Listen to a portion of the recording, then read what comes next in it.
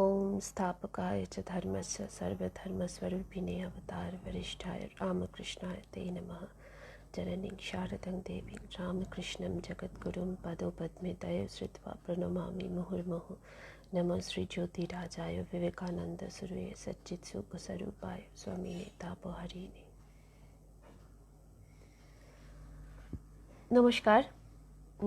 प्रत्येक शनिवारेर मतन आजकेও शनिवार 8টায় আমি হাজির করুণাময়ী মা শারদা ফেসবুক পেজ থেকে স্বামীজির লেখা চিঠি এবং সেই সম্পর্কিত কিছু কথাবার্তা আপনাদের সাথে ভাগ করে নেওয়ার জন্য।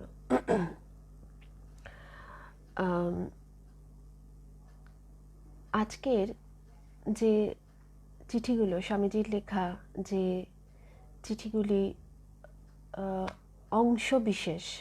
অংশবিশেষ পড়ব, সেগুলো কোনো এক একটি চিঠি এক একটি কথাকে বা এক একটি দিককে বিশ্লেষণ করেছেন স্বামীজি সেই জায়গায়, এবং সেখান থেকে আমাদের বর্তমান জীবন বা আমরা বর্তমান সমাজে বা আমাদের ব্যবহারিক জীবনে কিভাবে তাদেরকে কাজে লাগাতে পারি, এটাই আজকে একটু আপনাদের সাথে আলোচনার বিষয়।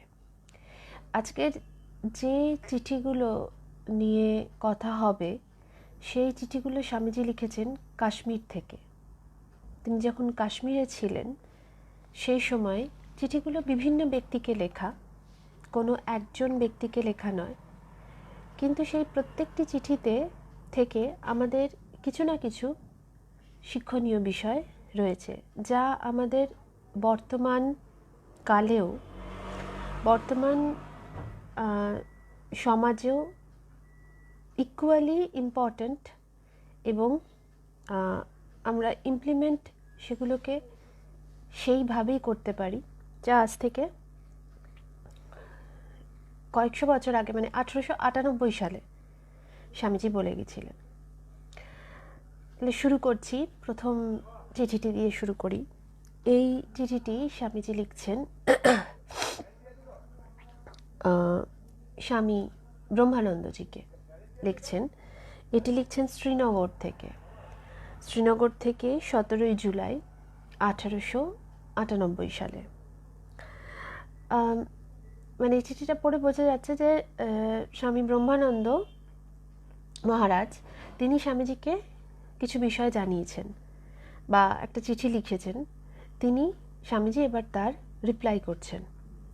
এবং বিভিন্ন চিঠিতে আগের যে চিঠিগুলোতে মানে প্রচুর চিঠি এরকম রয়েছে যেখানে স্বামীজি কিন্তু রয়েছেন, বিদেশে রয়েছেন, কিন্তু মঠ পরিচালনা কী করে হবে, তাঁর গুরু ভাইরা কী করবেন, কিভাবে থাকবেন, কর্মপরিকল্পনা কীরম হবে, কিভাবে তারা ভারতের কাজ চালাবেন, কোথার থেকে ফান্ড জেনারেট করা হবে, তিনি কি পরিকল্পনা নিয়ে রেখেছেন, কোন বইটা ছাপা হবে, কোন বইটা স্বামীজিকে পাঠানো হবে, কোথায় কি ডিস্ট্রিবিউট করতে হবে, এই সমস্ত কিছু কিন্তু স্বামীজির এক একটা চিঠি এমন রয়েছে। আমি এক একটা চিঠি এমন পড়েছি যে এই বইয়ে প্রায় এক একটা চিঠি 8-10 পাতা এইরকম চিঠি, যেখানে তিনি তাঁর গুরু ভাইদের লিখছেন যে কি কাজ করতে হবে, এত ডিটেলে পয়েন্ট ওয়াইজ তিনি লিখেছেন।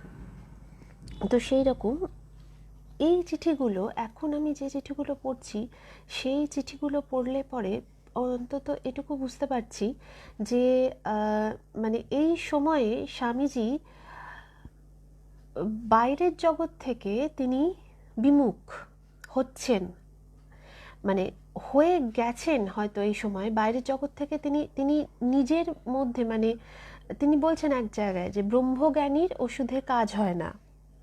তো বাইরের জগৎ থেকে তিনি নিজেকে অনেকটা ডিট্যাচ করে নিয়ে আসছেন, কারণ সে সময় বিভিন্ন চিঠিতে তাঁর কথা পাওয়া যাচ্ছে যে কার কাজ কে করছে, এইরকম ধরনের, যে আমরা যে ভাবছি আমরা কাজ করছি, আমরা কিছুই করতে পারি না, এইরকম ধরনের কথা। তো যাই হোক, এবার এই চিঠিতে আসি। চিঠিতে তিনি প্রথমে লিখছেন যে তোমার পত্রে সমস্ত অবগত হইলাম,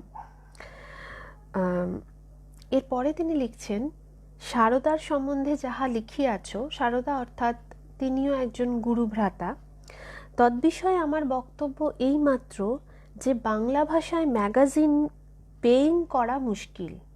পেইং করা মানে লাভজনক।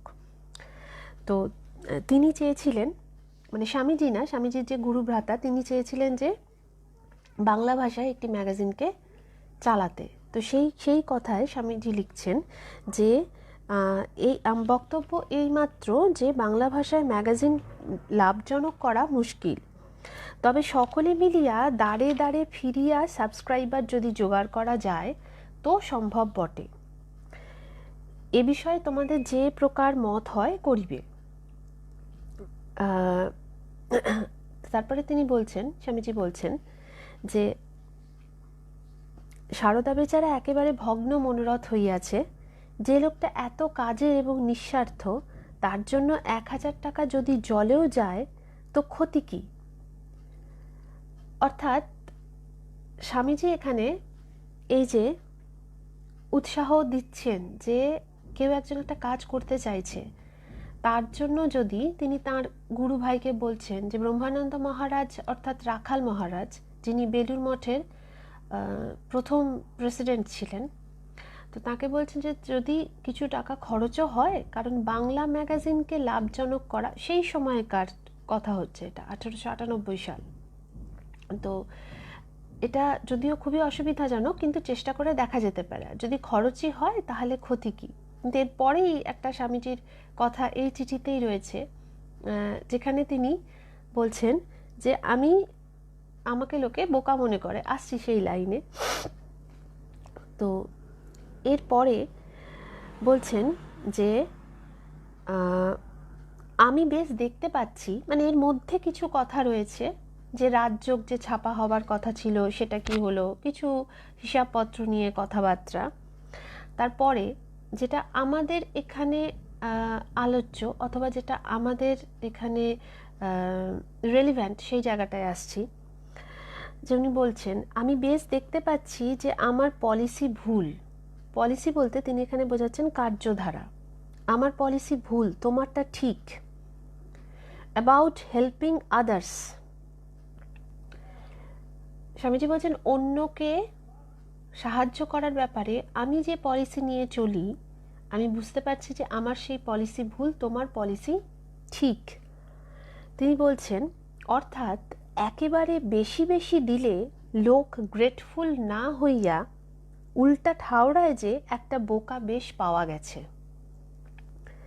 I always lost sight of the demoralizing influence of charity on the receiver. তার মানে স্বামীজি বলতে চাইছেন যে কাউকে যদি একেবারে বেশি দিয়ে দেওয়া হয়, তাহলে কিন্তু সে গ্রেটফুল হওয়ার বদলে সে মনে করে যে এ তো বেশ বোকা মানুষ, এর কাছ থেকে তো বেশ পাওয়া যাচ্ছে। ইনফ্যাক্ট দেখুন, আমরাও কিন্তু বিভিন্ন সময়ে আমাদের লাইফে এই ধরনের অনেক ঘটনার সম্মুখীন আমরা প্রত্যেকে হয়ে থাকি, যে ক্ষেত্রে আপনি হয়তো, আমি এখানে দানের কথা, কাউকে দেওয়ার কথা বলছি না, বা মানে যদি দান এবং এছাড়া কারুর জন্য কিছু করা, দুটো ক্ষেত্রেই চিন্তা করে দেখবেন অনেক সময়, maximum time, in fact most of the Times, এটাকে টেকেন ফর গ্রান্টেড নেওয়া হয়। আমাদের মনুষ্য সমাজের যেটা রীতি, আমাকে দেয়া হচ্ছে, এতটা বেশি দেয়া হচ্ছে, why should I be grateful? আমি কেন গ্রেটফুল থাকবো? নিশ্চয়ই আমার এটা প্রাপ্য, সেই জন্য দেয়া হচ্ছে।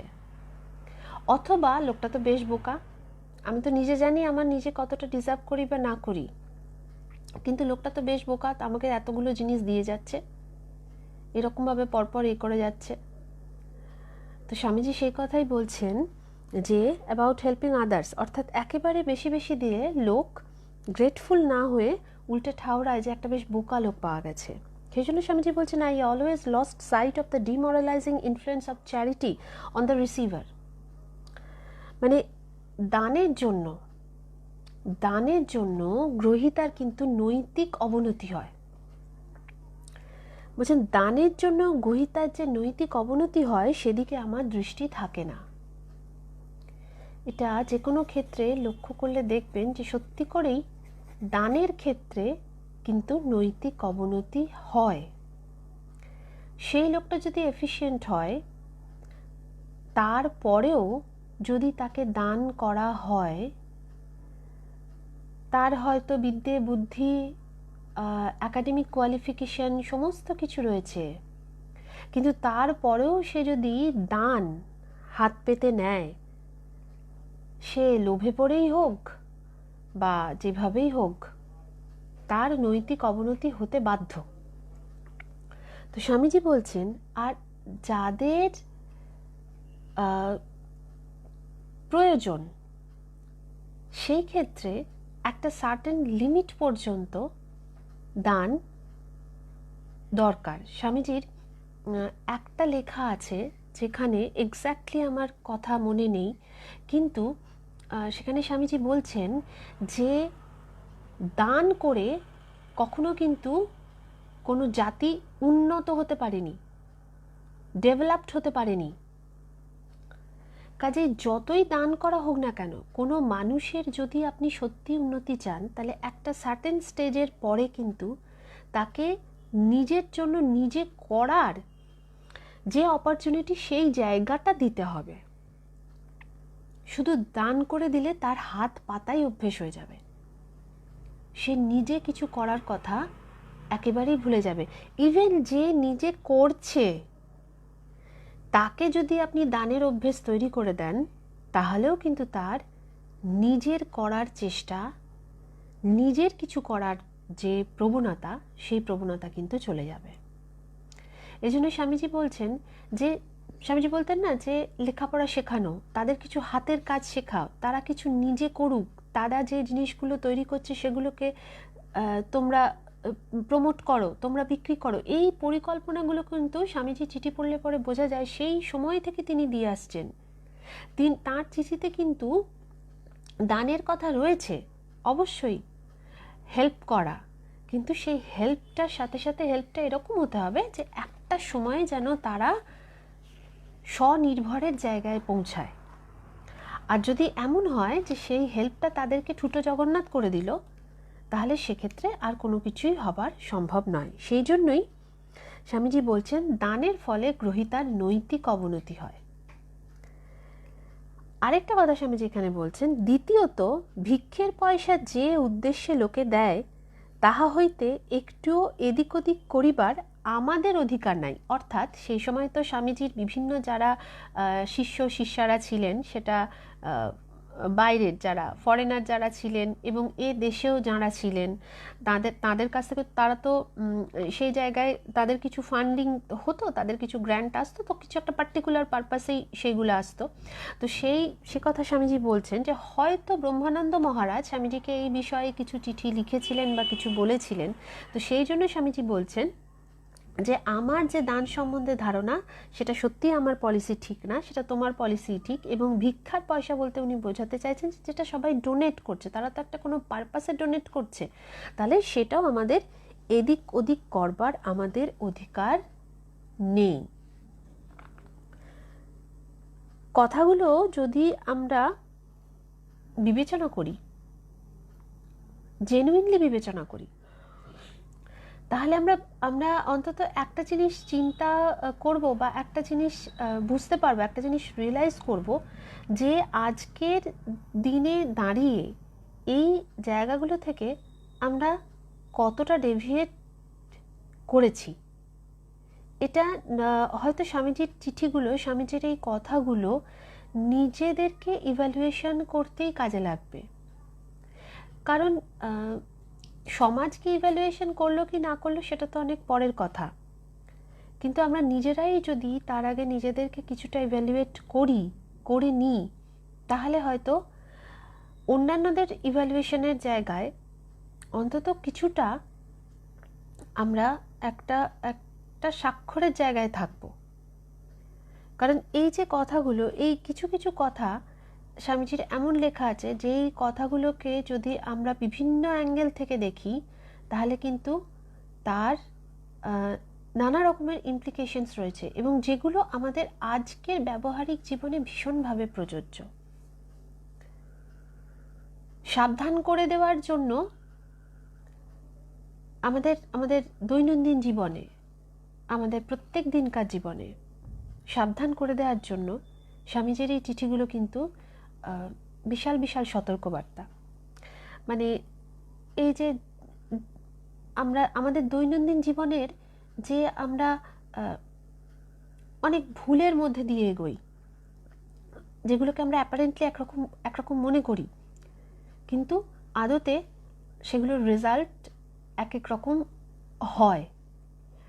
তো এই যে জায়গাগুলোকে যদি আমরা একটু ভেবে নিজেদের মতন করে, নিজেদের জীবনের মতন করে মানে আমাদের জীবনে এটা যেভাবে আমরা ইমপ্লিমেন্ট করতে পারি সেভাবে যদি করি, তাহলে আর কেউ না, আমরাই লাভবান থাকব। অন্তত যদি প্রত্যেকের জন্য নিজের জন্য চিন্তা করেও নিজেকেও ঠিক রাখি, সবাই যদি নিজেকে ঠিক রাখে, তাহলে তো মানে ব্যষ্টি যদি নিজেকে ঠিক রাখে তাহলে তো সমষ্টি ঠিক থাকবে। তো এইখানেই স্বামীজির এই যে চিঠিগুলো, এগুলো আমাদের আজকের জীবনে এর যে গুরুত্ব এতটাই। এর পরের আরেকটা চিঠি, এই চিঠিটিও স্বামী ব্রহ্মানন্দজিকেই লেখা, ব্রহ্মানন্দ মহারাজকেই লেখা। আগের চিঠিটি তিনি লিখেছেন 17 জুলাই, আর এই চিঠিটি লিখছেন 1 অগস্ট 1898 সাল। এটাও শ্রীনগর থেকেই লেখা। তো এখানে স্বামীজি লিখছেন ওনাকে প্রথমেই যে, যখন আমি হিসাব কিতাবের কথা বলি তোমার মনে হয় যে আমি তোমাদের অবিশ্বাস করছি। আমার কেবল ভয় এই যে এখন তো একরকম খাড়া করা গেল, অতঃপর আমরা চলে গেলে যাতে কাজ চলে এবং বেড়ে যায়, তাহাই দিনরাত্র আমার চিন্তা। হাজারই থিওরিটিক্যাল নলেজ থাকুক, হাতে হেতড়ে না করলে কোনো বিষয় শেখা যায় না। এই যে স্বামীজি প্রথমেই বলছেন, স্বামীজির বিভিন্ন চিঠিতে, আগের চিঠিতেও, যে চিঠিগুলো হয়তো আমি এখনো পর্যন্ত পড়িনি, সেখানে স্বামীজি কিন্তু বারবার জিজ্ঞেস করছেন যে এই যে টাকাটা পাঠানো হয়েছে এর কি হিসাব, এর হিসাবটা রেখেছো তো? এই যে টাকাটা পাঠানো হয়েছিল এই কাজটা হয়েছে তো? একে এই রসিদটা দিয়েছে তো? তো সেই স্বামীজি বলছেন যে যখন আমি হিসাব কিতাবের কথা বলি তোমার মনে হয় আমি তোমাদের অবিশ্বাস করছি। আমার কেবল ভয় এই যে এখন তো একরকম খাড়া করা গেল, কিন্তু আমরা যখন নেই তখন যদি কাজ বাড়ে তাহলে সেটা কিভাবে চলবে। তাই এর পরে তিনি বলছেন, হাজারই থিওরিটিক্যাল নলেজ থাকুক, হাতে হেতড়ে না করলে কোনো বিষয় শেখা যায় না। ইলেকশন, টাকা কড়ির হিসাব এবং ডিসকাশন এর জন্য বারংবার আমি বলি যাতে সকলে কাজের জন্য তৈয়ার হয়ে থাকে। একজন মরে গেলে অমনি একজন should be ready to take it up. দ্বিতীয় কথা, মানুষের ইন্টারেস্ট না থাকলে কেউ খাটে না। অ্যাকচুয়ালি যে প্রথমে যে জায়গাটা স্বামীজি বলছেন যে যতই থিওরিটিক্যাল নলেজ থাকুক, হাতে কলমে কাজ না করলে পরে কিন্তু কেউ শেখে না। এটা কিন্তু ভীষণ একটা বড় সত্যি কথা। এবং আরেকটা যে জিনিস যে বলছেন ইলেকশন, টাকা কড়ির হিসাব, ডিসকাশন এর জন্য সকলে যাতে কাজের জন্য তৈরি থাকে। মানে এই চিঠিটার মধ্যে যেটা হয়েছে, যে জায়গাটা, এটা যেন স্বামীজি এই চিঠিটার মধ্যে না ম্যানেজমেন্টকে, আমরা যেটা এখনকার দিনে বিজনেস ম্যানেজমেন্ট এই সেই অনেক কিছু পড়ছি, তো সেই ম্যানেজমেন্টকে স্বামীজি এখানে খুব ছোট্ট করে তুলে দিয়ে গেছেন এই চিঠির মধ্যে। স্বামীজি বলছেন প্রপার ম্যানেজমেন্ট কীরকম হতে পারে। এখন অনেকেরই টেন্ডেন্সি, ব্যাপারটা এরকম অনেক জায়গাতেই হয়, অনেক সময়ই হয়, যে কোনো একটা কাজ সেটা একজনই জানেন, একজনই করছেন। সেটা আপনি যে কোনো অফিস বা যে কোনো জায়গায় বলুন বা যেটাই হোক, অনেক ক্ষেত্রেই হয়। বা আমাদের বাড়িতেও কিন্তু অনেক সময় হয়, কিছু একটা বিষয় সেটা শুধু সেই বাড়ির একজন লোকই জানেন, তার উপরেই চাপিয়ে দেওয়া হয়েছে, তিনিই সবটা সমস্ত কিছু করছেন। তো স্বামীজি বলছেন যে একজন না, এই বিষয়ের নলেজ 10 জনের থাকতে হবে। যদি দরকার হয় 10 জনের থাকতে হবে, যাতে একজন না থাকলে আরেকজন সেই বিষয়টা, যেহেতু এটা কিন্তু স্বামীজি বাড়ি বলে উদাহরণটা দিচ্ছেন না, স্বামীজি অর্গানাইজেশনের কথা বলছেন। যে কোনো একটা অর্গানাইজেশনকে চালাতে গেলে পরে কিন্তু সবাইকে ইনভলভ করে রাখতে হবে, যাতে সবাই রেডি থাকে সেই কাজটা যাতে করতে পারে। একটা প্রপার বা গুড ম্যানেজমেন্টের কিন্তু এটাই হওয়া উচিত। কিন্তু অনেক ক্ষেত্রেই অনেক জায়গাতে অনেক অফিসেই দেখা যায় একটি বা দুটি লোক, এবং তারা সেটিকে সেই কুক্ষিগত করে রাখার মতন করে রাখছে। কিন্তু যেখানে ম্যানেজার ভালো হবে, ম্যানেজমেন্ট ভালো হবে, যারা ম্যানেজমেন্টে রয়েছেন তাদের কাছে কিন্তু এই জায়গাটার থেকে অনেক কিছু শিক্ষণীয় রয়েছে এই চিঠিটির থেকে। তিনি আবারও বলছেন যে দ্বিতীয় কথা, মানুষের ইন্টারেস্ট না থাকলে কেউ খাটে না।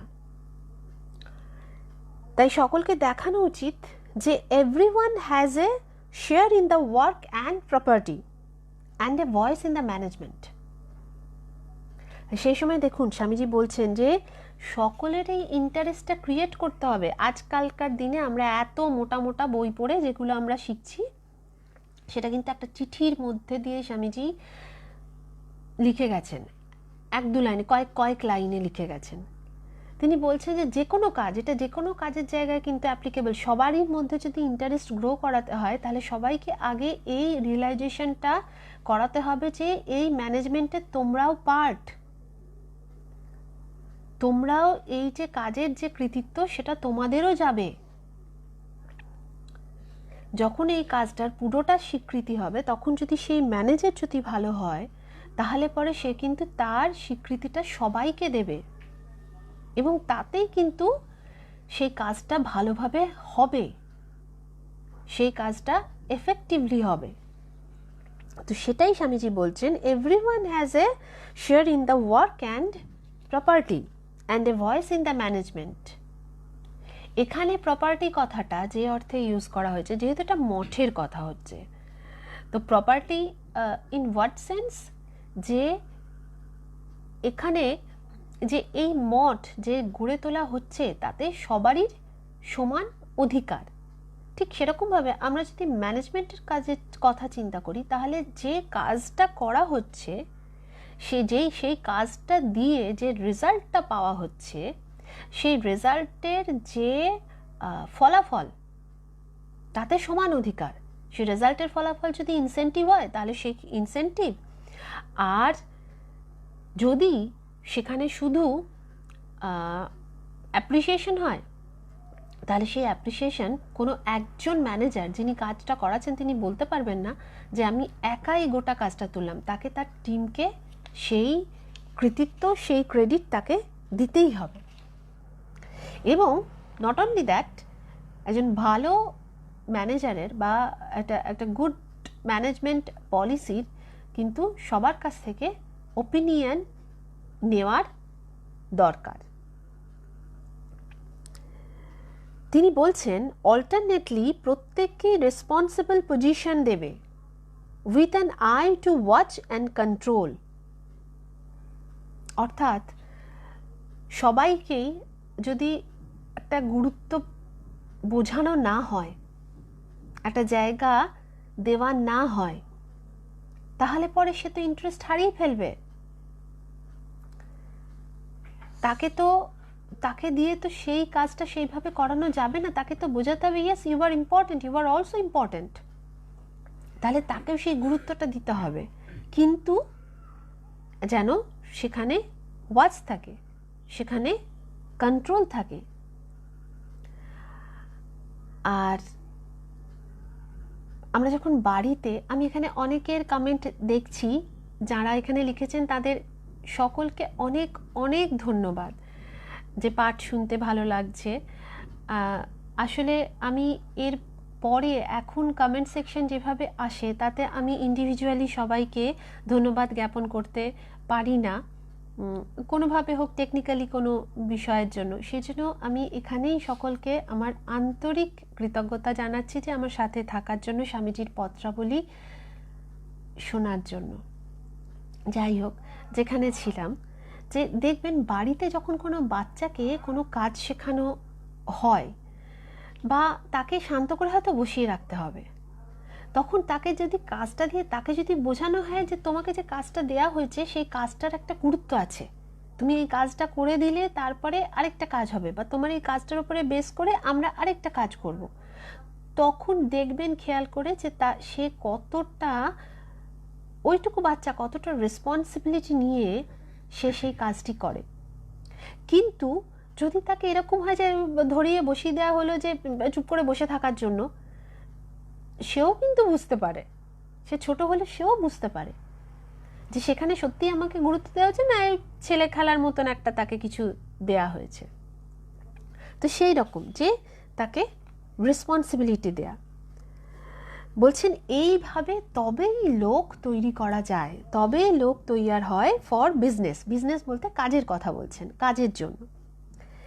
এমন মেশিনটি খাড়া করো যে আপনি আপনি চলে যায়, যে মরে বা যে বাঁচে। অর্থাৎ যে কোনো অর্গানাইজেশনের দৃষ্টিভঙ্গি থেকে দেখলে পরে যে কোনো একজন বা দুজন মানুষের উপরে যেন কোনো অর্গানাইজেশন ডিপেন্ড করে না থাকে, বা কোনো ম্যানেজমেন্টের এরকমই পলিসি হওয়া উচিত যে কোনো একজন ম্যানেজার বা কোনো এক দুজন না হলে পরেই পুরো ব্যাপারটাই পুরো ভেস্তে যাবে, সেরকম যেন না হয়। তো আমাদের এই যে স্বামীজি লিখছেন, আমাদের ইন্ডিয়ার ওইটি great defect, we cannot make a permanent organization, and the reason is because we never like to share power with others and never think of what will come after we are gone. আবার repeat করছি, স্বামীজি এত সুন্দর তা লেখা দিয়ে বুঝিয়ে দিয়েছেন, এটার আর কোনো ইলাবোরেশনের দরকারই পড়ে না। স্বামীজি বলছেন যে আমাদের ইন্ডিয়ার ওইটি great defect, we cannot make a permanent organization, and the reason is because we never like to share power with others and never think of what will come after we are gone. একদমই। তবে এই যে ব্যাপারটা, এটা কিছু কিছু হাউসহোল্ডের ক্ষেত্রেও কিন্তু এরকম জিনিস হয়। সেই হাউসহোল্ডের যিনি মাথা, তিনি হয়তো অত্যধিক স্নেহবশত অথবা যে অন্য কাউকে কোনো সমস্যা ঝামেলা এগুলো ফেস করতে হবে না, এই কারণবশত দেখবেন যে অনেক সময় বিভিন্ন অনেক প্রয়োজনীয় জিনিস কিন্তু তারা তাদের ফ্যামিলির সাথে শেয়ার করেন না। অ্যাজ এ রেজাল্ট আনফর্চুনেটলি সেই ব্যক্তি যদি না থাকেন, তখন কিন্তু সেই ফ্যামিলি মেম্বাররা ভীষণ হাতান্তরে পড়ে যান, কারণ তারা এত বেশি ডিপেন্ডেন্ট হয়ে থাকেন যে যিনি বাড়ির মাথা রয়েছেন তার উপরে। এবার এটা সেই বাড়ির মাথার দায়িত্ব যে হ্যাঁ আমি আছি, অবশ্যই আছি, এবং আমি যতক্ষণ আছি ততক্ষণ কাউকে চিন্তা করতে হবে না, কিন্তু আমি যখন নেই তো আমি এমনভাবেই করে যাব, এমনভাবেই তাদেরকে তৈরি করে দিয়ে যাব যাতে আমার অবর্তমানে তাদের কোনো অসুবিধায় না পড়তে হয়, বা তাদেরকেও তাদের অজ্ঞানতার সুযোগে, বিভিন্ন অফিসিয়ালস ম্যাটার্সে তাদের অজ্ঞানতার সুযোগে তাদের যেন কেউ ঠকিয়ে না নিতে পারে। তো অর্গানাইজেশন, একটা বাড়ি বা একটা ফ্যামিলি বা একটা হাউসহোল্ড অর্গানাইজেশনের একটা ছোট্ট রূপ। তো এই যে কথাগুলো স্বামীজি বলেছেন, এগুলো কিন্তু আমরা আমাদের ফ্যামিলিতেও অ্যাপ্লাই করতে পারি। ফ্যামিলিতে ফ্যামিলির মতন করে অ্যাপ্লাই হবে, কিন্তু চিন্তা করে দেখবেন আমাদের ফ্যামিলিও কিন্তু আমাদের ছোট্ট ছোট্ট একটা অর্গানাইজেশন, সেখান থেকেই কিন্তু আমরা অনেক কিছু শিখছি। তো এইটি ছিল আরেকটি চিঠি। এইবার যে চিঠিটা পড়ব, এই চিঠিতে আধ্যাত্মিক বিষয় বা স্বামীজির জীবনের রিয়েলাইজেশনের কিছু কথা ছোট্ট এক দু ছত্রে স্বামীজি লিখেছেন। এই চিঠিও কাশ্মীর থেকে লেখা। এটা লিখেছেন 25শে আগস্ট 1898 সালে এই চিঠিটি লেখা। এই চিঠিটি তিনি লিখছেন মার্গট, অর্থাৎ ভগিনী নিবেদিতাকে। এই চিঠিতে লিখছেন, কল্যাণিয়া মার্গাট, গত 2 মাস যাবৎ আমি অলসের মতো দিন কাটাচ্ছি। ভগবানের দুনিয়ায় জমকালো সৌন্দর্যের যা পরাকাষ্ঠা হতে পারে, তারই মধ্যে দিয়ে প্রকৃতির এই নৈসর্গিক উদ্যানে মনোরম ঝিলামের বুকে নৌকায় ভেসে বেড়াচ্ছি। এখানে পৃথিবী, বায়ু, ভূমি, তৃণ, গুল্মরাজি, পাদপশ্রেণী, পর্বতমালা, তুষার রাশি ও মানবদেহ সব কিছুর অন্তত বাহিরের দিকটায় ভগবানেরই সৌন্দর্য বিচ্ছুরিত হচ্ছে। নৌকাটি আমার ঘরবাড়ি, আর আমি প্রায় সম্পূর্ণ রিক্ত।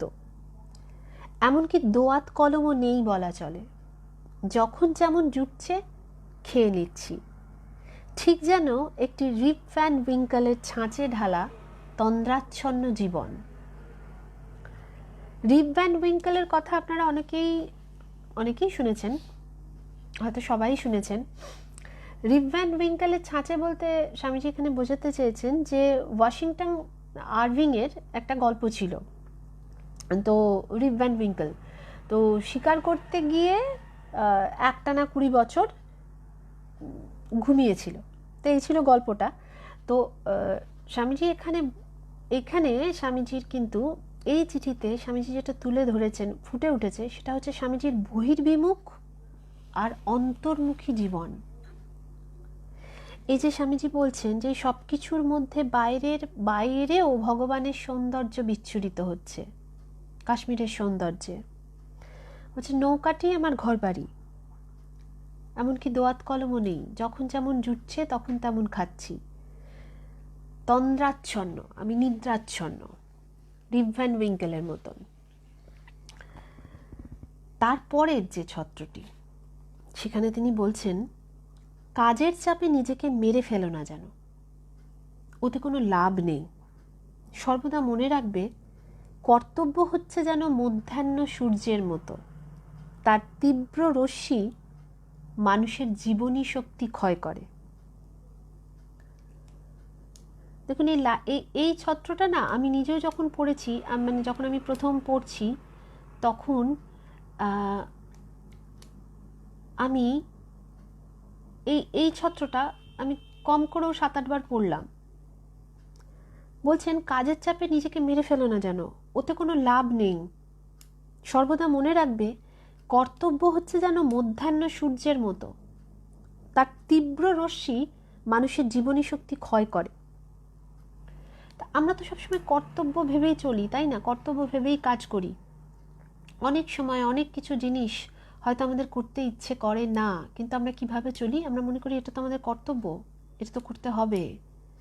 বা করতে ইচ্ছে করে না কেন বলবো, যে অনেক কাজই আমরা এটা চিন্তা করে আমরা বেশ গ্রেসফুলি কাজটা করি, বেশ উইথ স্যাটিসফ্যাকশন কাজটা করি, যে এটা তো আমার কর্তব্য, এটা তো আমি করছি, মানে এটা আমার করা উচিত, এটা আমাকে করতে হবে। সারা জীবন কিন্তু চিন্তা করলে পরে হয়তো at the end of the day বা জীবনের শেষে গিয়ে যদি আমরা ভাবতে বসি, তাহলে জানি না তখন ভেবে কি পাবো, যে যতগুলো কাজ করে এলাম তার মধ্যে কতটা কর্তব্যর খাতিরে করেছি আর কতটা শুধু কাজ করার জন্য করেছি, অথবা নিজের ভালো লাগার জন্য করেছি, অথবা নিজের ভালো থাকার জন্য করেছি। খুব কঠিন প্রশ্ন। আমি আপনাদের সাথে, মানে আমার মনে হয়েছে প্রশ্নগুলো সত্যি খুব কঠিন প্রশ্ন, উত্তরগুলো আমার কাছে নেই এই মুহূর্তে। তো স্বামীজি বলছেন যে সাধনার দিক দিয়ে ওর সাময়িক মূল্য আছে বটে, তার বেশি করতে গেলে ওটা একটা দুঃস্বপ্ন মাত্র। সাধনার দিক দিয়ে ওর সাময়িক মূল্য আছে, কর্তব্য করা বিভিন্ন জায়গাতে আজকে যদি আমরা সংসারী মানুষরা যদি ভাবি যে আর ভালো লাগছে না, সব ছেড়ে দেবো, সমস্ত কিছু করে দেবো, সবচেয়ে প্রথমেই যদি আমাদের খুব ক্লোজ ফ্রেন্ড বা সেরকম কোনো মানুষজনের সাথে যদি কথা বলি, তাহলে তারা প্রথম কথাটাই কি আসবে, বা আমাকেও যদি কেউ বলে তাহলে প্রথম কথাটাই কি আসবে, যে আরে তোর তো একটা কর্তব্য আছে, একটা দায়িত্ব আছে, যাদের দায়িত্ব তোর উপরে আছে, যাদের প্রতি তোর কর্তব্য আছে, সেগুলো তো আগে পালন করতে হবে। তো এই কর্তব্যটাই আমাদের কাজের, আমরা সারা জীবনে যা কাজ করি তার মধ্যে কিন্তু ম্যাক্সিমামটা জুড়ে থাকে এই কর্তব্যের জায়গাটা। তো স্বামীজি বলছেন সাধনার দিক দিয়ে ওর সাময়িক মূল্য আছে বটে, তার বেশি করতে গেলে ওটা একটা দুঃস্বপ্ন মাত্র। এই জায়গাটা, তার বেশি করতে গেলে ওটা একটা দুঃস্বপ্ন মাত্র, এই জায়গাটা কিন্তু আমি আমি আমি আমি এখনো পর্যন্ত ঠিক এই কথাটা, এই লাইনটার আমার আপনাদের কাছে স্বীকার করতে কোনো দ্বিধা নেই। এই লাইনটার আমি বুঝতে পারিনি যে তার বেশি করতে গেলে ওটা একটা দুঃস্বপ্ন মাত্র। মানে কি, মাঝে মাঝে কর্তব্য আমাদের কাছে অনেক সময় আমাদের অভিপ্রেত অনেক জিনিসকে করতে বাধা দিয়ে দেয়, সেই জন্য কি দুঃস্বপ্ন? অথবা কর্তব্য করতে করতে আমরা এক একটা সময় তো মনেই হয় যে আর পারছি না, ফেড আপ লাগছে, তার জন্য কি দুঃস্বপ্ন? যাই হোক, এই জায়গাটার আমি ব্যাখ্যা ঠিক বুঝে উঠতে পারিনি। এরপরে বলছেন আমরা জগতের কাজে অংশগ্রহণ করি আর নাই করি, জগৎ নিজের ভাবে চলেই যাবে। একদম ঠিক কথা, রাজা বিনা রাজ্য চলে, একটা কথা বলে না? আমরা মনে করি তো আমি যদি এটা না করি তাহলে কে করবে, এটা তো আমাকেই দায়িত্ব দেওয়া হয়েছে, এটা তো আমারই দায়িত্ব, আমারই কর্তব্য, আমি যদি না করি তাহলে কে করবে, তাহলে কি করে হবে, আমাকেই তো করতে হবে, যেন আমি না করলে আর করার কেউ নেই। এই যে ধারণাটা, এটা একদম ভুল ধারণা। এটা শুধু যে আমাদের হয় তা নয়, কিন্তু মানে এটা আমাদের আশেপাশে যারা রয়েছেন তারাও কিন্তু এই ইমপ্রেশনটাই সবাই মিলে আমাদেরকে দিতে থাকে, যেটা আমাদেরকে দায়িত্ব দেওয়া হয়েছে সেই কাজটা যদি আমরা না করতে পারি বা যদি না হয়ে থাকে, সামান্য একটা অফিসের কাজের কথাই চিন্তা করে দেখুন না, হয়তো কোনো কারণে আপনি সেটা করতে পারেননি, কোনো কারণে, জাস্টিফাইড কারণে করতে পারেননি, তো আশেপাশ থেকে ইমপ্রেশনটা এরকমই আসবে, ওটা তো তোমারই দায়িত্ব ছিল ভাই, ওটা তো তোমাকেই করতে হবে, তুমি না হলে ওটা কি করে হবে। কিন্তু এইবার কথার কথা আমি বলছি, এবার আমি যদি মরে যাই তখন কিন্তু আমি না হলে কাজটা থেমে থাকবে না, কিন্তু কাজটা কিন্তু তখন কিন্তু কাজটা ঠিক হয়ে যাবে। তার মানে আমার জন্য ওটা আমার দায়িত্ব, আমার কর্তব্য, ওটা কোনো ব্যাপার না, ওটা তখন আমাকে বলা হবে যে এটা তো তোমার দায়িত্ব, এটা তো তোমার কাজ। আপনার বস আপনাকে বলবে ওটা তো আপনার দায়িত্ব দেওয়া হয়েছে, না হলে কি করে হবে, আপনি আসেননি বলে হয়নি, আপনাকেই করতে হবে। কিন্তু ওই আমাকে যখন কথাটা বলা হলো, এবার আমি যদি কালকেই মরে যাই, পরশু দিনই ওই কাজটা অন্য কেউ করে ফেলবে, ওটা আমার দায়িত্বটা আমিই পারতাম, একমাত্র আমিই পারতাম, আমার জন্যেই হয়নি, আমি দুদিন যাইনি বলে, কিন্তু আমি মরে গেলেই ওটা কিন্তু অন্য কেউ পেরে গেল। তো সেটাই স্বামীজি বলছেন যে কোনো কাজই থেমে থাকে না জগতের, ওটা হচ্ছে আমাদের নিজেদের কিছুটা ধারণা থাকে, আর কিছু হচ্ছে আশেপাশের থেকে আমাদের ইমপ্রেশন দেওয়া হয়, অথবা ওটা কাজ করিয়ে নেওয়ার একটা পদ্ধতি। তো বলছেন মোহের ঘোরে আমরা নিজেদের ধ্বংস করে ফেলি মাত্র। কিসের মোহ? ওই যে আমার কর্তব্য, আমার দায়িত্ব, এর মোহ। আমারই তো দায়িত্ব, আমারই তো কর্তব্য, আমিই তো রেসপন্সিবল। ওই জন্য একটা চিঠি পড়েছিলাম বোধহয় 2-3 সপ্তাহ আগে, যেখানে স্বামীজি বলছেন কার কাজ, কিসের কাজ, কার দায়িত্ব। আমি ভেবেছি আমি কাজ করে যাচ্ছি, আমি কাজ না করলে এগুলো হতো না, সব হতো। তো সেই বলছেন যে মোহের ঘরে আমরা নিজেদের ধ্বংস করে ফেলি মাত্র। এক জাতীয় ভ্রান্ত ধারণা আছে যা চরম নিঃস্বার্থতার মুখোশ পরে দেখা দেয়, কিন্তু সব রকম অন্যায়ের কাছে যে মাথা নোয়ায় সে চরমে অপরের অনিষ্টই করে। নিজেদের নিঃস্বার্থপরতা দিয়ে অপরকে স্বার্থপর করে তোলার কোনো অধিকার আমাদের নেই। স্বামীজি বলছেন এক জাতীয় ভ্রান্ত ধারণা আছে যা চরম নিঃস্বার্থতার মুখোশ পরে দেখা দেয়, কিন্তু সব রকম অন্যায়ের কাছে যে মাথা নোয়ায় সে চরমে অপরের অনিষ্টই করে। অনেক সময় আমরা অনেক মানুষ যে আমার তো কোনো স্বার্থ নেই, বা আমি তো নিঃস্বার্থ, বা এই যে ঘটনাটা ঘটছে আমি দেখছি, আমি বুঝছি,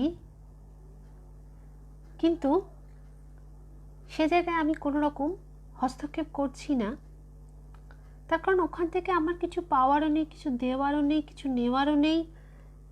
আমি কোনো কিছুর মধ্যে ঢুকতে চাই না, আমি ইনডিফারেন্ট থাকতে চাই। তো স্বামীজি বলছেন যে এই যে সব রকম অন্যায়ের কাছে মাথা নত করে নেওয়া, এটাই হচ্ছে চরম অপরের অনিষ্ট করা। আমি হয়তো নিজেকে ইনডিফারেন্ট থাকার, আমি নিঃস্বার্থ থাকার নিজেকে সার্টিফিকেট দিয়ে দিলাম, কিন্তু আলটিমেট রেজাল্ট অনেক সময় মনে হয় না যে প্রসেনজিৎ পাল লিখছেন সবই ঈশ্বরের কাজ, তিনি করিয়ে নিচ্ছেন। হ্যাঁ, একদম সবই ঈশ্বরের কাজ। সেদিনকেই স্বামী সত্যানন্দজি মহারাজের এইটা নিয়েই ঠাকুরের কথামৃতের পড়ছিলেন, উনি এইটার ব্যাখ্যা করছিলেন, ঈশ্বরের কাজ তিনি করিয়ে নিচ্ছেন। কিন্তু আমাদের তো মন, বুদ্ধি, চিত্ত, অহংকার, এই চারটে বোধ তো আছে। তো সেইখানে এই যে ঈশ্বর যে দিয়েছেন আমাদের মন, বুদ্ধি, চিত্ত, অহংকার, তো এই মন বুদ্ধিরও কিছু কাজ আছে আর কি সেই জায়গায় দাঁড়িয়ে। তো সেই ঠাকুর বলেছিলেন না যে মাহুত হাতি আসছে, তো যে দাঁড়িয়েছিল সে ভাবলো আমার মধ্যেও নারায়ণ আছে, হাতির মধ্যেও নারায়ণ আছে, তাহলে হাতি তো আমাকে চাপা দেবে না। তো হাতি তো হাতির কাজ করেছে, সে দিয়েছে চাপা। যখন সে সুস্থ হয়েছে, যখন তার গুরু জিজ্ঞেস করছেন যে বাবা তোমাকে তো হাতি দেখে তুমি ওখানে দাঁড়িয়েছিলে কেন, তখন সে বলল যে আপনি যে গুরুদেব বলেছেন যে যে নারায়ণ আমার ভেতরে সেই নারায়ণ বাঘের ভেতরেও, আর সেই নারায়ণ হাতির ভেতরেও আছে, সেই জন্য আমি ভাবলাম নারায়ণকে চাপা দেবে। তখন গুরুদেব বললেন তাহলে বাবা মাহুতের ভেতরেও তো নারায়ণ আছে, তো মাহুত নারায়ণ যে তোমাকে সরে যেতে বলছিল, তাহলে তুমি তার কথাটা কেন শুনলে না? তো এই হচ্ছে বিষয় আর কি। তো সেটাই যেটা বলছিলাম যে অনেক সময় হয় না, আমরা অনেকের মধ্যে রয়েছি, ছোটোবেলায় হতো কেউ একজন বদমাইশি করলো, আমরা দেখলাম চুপচাপ, নিজে বদমাইশি করলাম না, দেখলাম সবটাই সে করেছে, যা কিছু হলো হলো, আমরা চুপচাপ থাকলাম, তো বলার নেই, বন্ধু বলে কথা, তার কথা বলতে হবে না কাউকে, যা করেছে করেছে। এরপর যখন জানা তো যাবেই, হলো পানিশমেন্ট যখন হলো, তখন হাতে কলমে যিনি কাজটি করেছিলেন তিনি তো পানিশমেন্ট পেলেনই, তার সাথে আমরা যারা ছিলাম আমরাও পেলাম। তা আমরা তখন বললাম যে আমরা তো এই সমস্ত কিছু করিনি, কিন্তু আমরা তো ওর সাথে ছিলাম, আর যে করেছিল সেটাও তো বলিনি। তো স্বামীজি যেটা বললেন বা এখানে লিখেছেন যেটা, সেটার বিষয়টা বোধ হয় তিনি এটাই বোঝাতে চেয়েছেন। তা আমার মনে হলো যে সেই ছোটোবেলার এক্সাম্পলটা আমাদের সবচেয়ে ভালো এক্সাম্পল। যখন ওই একসাথে গোল হয়ে বসে সেই ক্লাস হচ্ছে, সেই চিরকুট এদিক ওদিক হচ্ছে, দুটো বেঞ্চে হয়তো 8 জন বসে আছে, তার মধ্যে 2 জন ওটা করছে, বাকি 6 জন সেটা দেখে যাচ্ছে, কিন্তু তারা কিন্তু টিচারের পড়া তো ওটা দেখছে আর পড়া শুনছে, কিন্তু কিছু বলছে না, তার মধ্যেও ফিসফিস হচ্ছে। এবার যখন টিচার বার করলেন তখন 8 জনকেই বললেন যাও কান ধরে বাইরে দাঁড়িয়ে থাকো ক্লাসের বাইরে। বাকি 6 জন কিন্তু করেনি কিছু, কিন্তু ওই যে তারা কিছু বলবে না, তারা তখন ভালো, বন্ধুদের কাছে ভালো, কিছু বলা যাবে না, বন্ধুরা যেটা করছে। তো সাপোর্ট তো হয়েছে, তাহলে সেটাও তো অন্যায়, তারও তো পানিশমেন্ট আছে। তো সেই কথাই সেই স্বামীজি বলছেন। আরেকটা কথা তিনি বলছেন, নিজেদের নিঃস্বার্থপরতা দিয়ে অপরকে স্বার্থপর করে তোলার কোনো অধিকার আমাদের নেই। তো এটা হয়তো উনি বোঝাতে চেয়েছেন যে আমি ইনডিফারেন্ট থাকলাম, আমি কিছু বললাম না, তাতে একজনকে আরও খারাপ হতে উৎসাহিত করলাম, সেই অধিকারটাও আমাদের নেই। কিন্তু মূল বিষয় হচ্ছে যে আমরা হয়তো এখনও আমাদের ভাবনাটাকে ওইভাবে ভাবি না, আমরা এখনো পর্যন্ত অন্যভাবে ভাবি। হয়তো সেই আজকে এই চিঠি যেটা পড়লাম সেটা 1898 সাল, আজকে 2021 সাল। কিন্তু যে চিঠিগুলো পড়তে পড়তে দেখছি যে যে ঘটনাগুলো স্বামীজি সেই সময় প্রত্যক্ষ করে গেছেন বা যেগুলোকে তিনি আইডেন্টিফাই করে সেগুলো সম্বন্ধে বিভিন্ন কথা বলে গেছেন, সেগুলো আজকের যুগেও বোধহয় তখনকার থেকে আরও অনেক বেশি রেলিভেন্ট। জানি না আমরা কতদূর স্বামীজির এই অ্যাডভাইস, এই উপদেশ, তিনি যা বলে গেছেন সেগুলো আমরা আমাদের ব্যবহারিক জীবনে কাজে লাগাতে পারবো, কিন্তু চেষ্টায় থাকা। আজকের এই পর্যন্তই। সবাই সুস্থ থাকুন, ভালো থাকুন, ঠাকুর মা সবার মঙ্গল করুন। নমস্কার।